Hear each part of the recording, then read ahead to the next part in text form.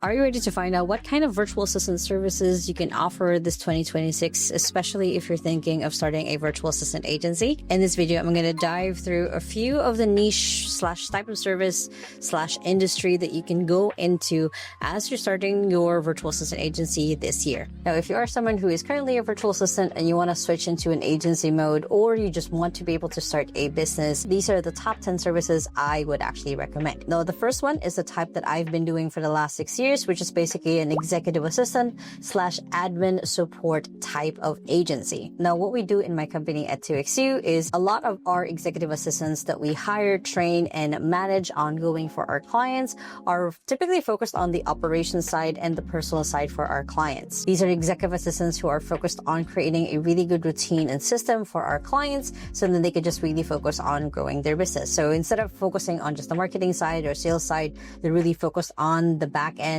ops, operations, creating cyber procedures. So this is one that I've been doing, like I said, for the last 6 years that I know a lot of people really, really need in their business. And one that, especially as more and more entrepreneurs evolve out of kind of the AI bubble that we are all seeing, as they're kind of evolving their own business into it, is that a lot of people will need an executive assistant who will help them handle the running of the business so they can just focus on growing it. This could range from the typical admin of like email, calendar management, travel management, all the way to operations management of like creating dashboards, set up a procedure, and all the way to like basically a chief of staff kind of person in someone's business. The next one is basically an AI integration and automation service. Now, as more and more companies switch over to using AI, a service that you can definitely offer, if this is kind of where your brain is at anyway, is creating a service where you are either implementing AI into someone's business or managing someone's AI workflow, whatever that looks like.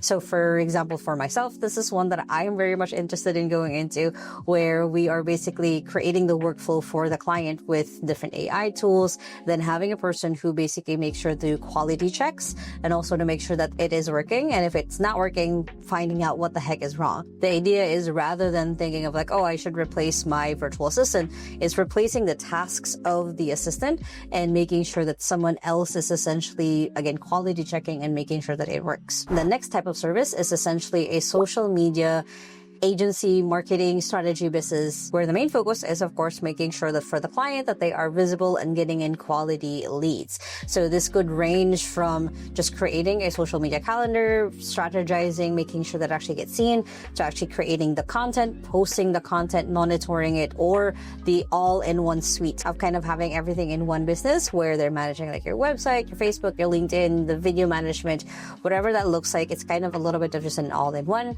And this one that I honestly see won't really go away as fast, mostly because a lot of people are, of course, creating their business, creating their brands, creating their outreach, creating whatever it is that they want to do to be able to reach to their target audience. And it's one that relatively is a little bit of a lower barrier of entry to get started, but there is a lot of volume of people doing this type of business. So the main thing to keep in mind if you do want to pursue this is to just go ahead and make sure that you have some sort of differentiator or going specific to a niche that you know and love. So for example, instead of just saying like, hey, I'm a social media marketing agency, you say like, hey, I'm a social media marketing agency specifically for local businesses in my area, specifically for female business coaches, specifically for YouTubers who are creating Stardew Valley videos. Whatever that is, the main point is that you have a specific niche that you are playing within that is easier for you to market or distinguish yourself from everyone else. Next is basically an offshoot of the social media marketing, which is the YouTube and video editing services. Now, depending on your own skill set, because this will need a lot of skill set, your main focus here is for clients who are creating video content is that it is high quality, it is understandable, and again, same thing as a social media company, that you are making sure that whoever is their target audience is captivated basically with the video. So for example, for me, I have had an amazing video editor for the last 3 years. He understands the niche, the market, even when we're doing two separate types of audiences. One is more for virtual assistants or freelancers. The other one is for target audience of ours for the executive assistant agency. He understands basically the difference and the feel of both and making sure that it is clear. So for you, if you are already a video editor or you understand essentially the nuances of kind of the different different types of, this kind of video works really well for this kind of audience, and this kind of video works really well with this kind of audience. This is definitely a place for you to start and dive into. Next is a bookkeeping and finance services. Now, I know a ton of my friends who are doing this, where essentially if they were like a bookkeeper or an actual certified public accountant in the Philippines, is they offer these services for clients outside of the Philippines who just really need help with their books, especially for entrepreneurs who are just getting started, who have no idea how to look at their financial reports, no idea how to understand and make decisions out of them. They're the people who are, again, this is a range of just like managing invoicing and billing and making sure things get paid, all the way to helping them generate reports. So again, they can make decisions out of those reports.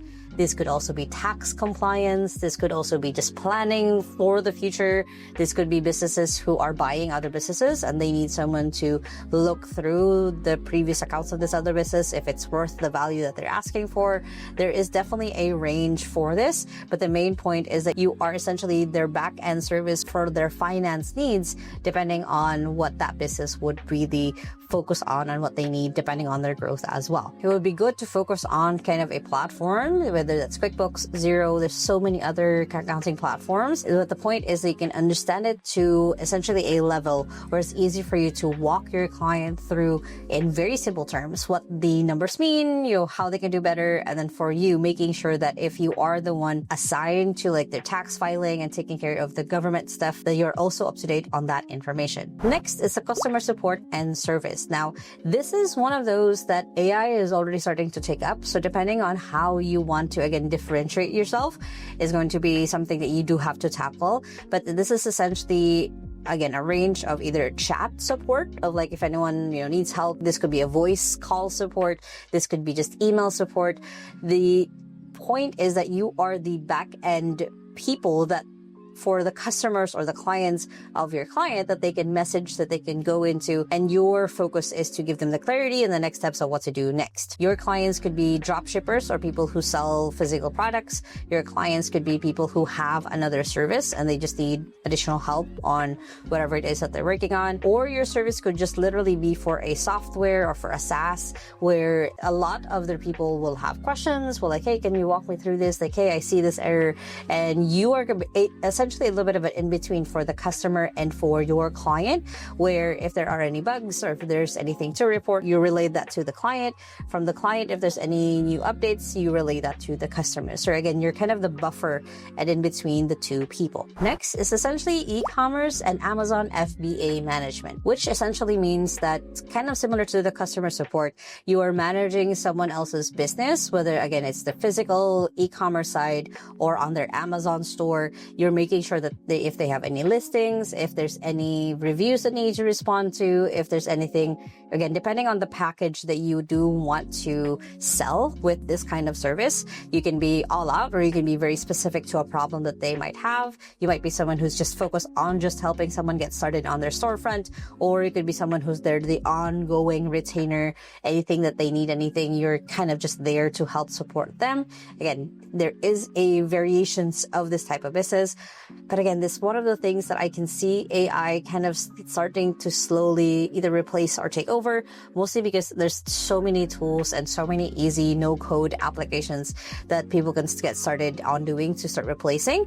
Again, it depends on how you make yourself distinct or make yourself separate from the overall market as well. Next is a lead generation and sales support kind of service business. So for us, we have a sister company called ICO or AI Cold Outreach, where I've seen essentially their growth behind the scenes, where for a lot of what they do is they help their clients be able to target, write, and actually send the first outreach email, and then even responses to that outreach email, all the way to getting them into a sales call. Now, they don't handle the sales call, so depending on the type of lead and sales business you want to start, you can be the one all the way to actually closing the client, to sending them out essentially for delivery.